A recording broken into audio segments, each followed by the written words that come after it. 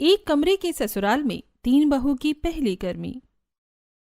मेरे मायके में तो हर कमरे में एसी थे, लेकिन इस कमरे के घर में मुझे पंखा भी नसीब नहीं होता है।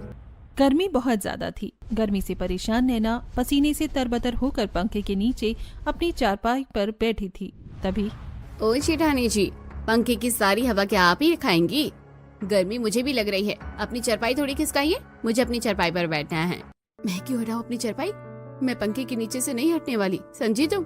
कृति के माथे से पसीना टपक रहा था। गर्मी की वजह से कृति का पारा पहले से ही हाई था। ऊपर से नैना अपनी बातों से उसे और गुस्सा दिला देती है।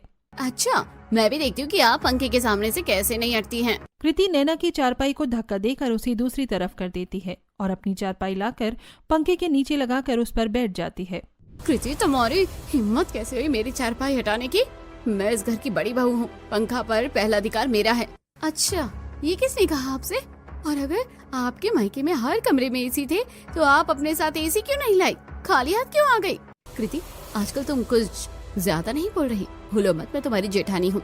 नैना और कृति दोनों पंखे के नीचे बैठने के लिए एक दूसरे से बिल्लियों की तरह लड़ रही थी। तभी विमला घर में आती है और दाना पानी लेकर दोनों बहुओं पर चढ़ जाती है। तुम लोगों में जरा भी शर्म है या नहीं?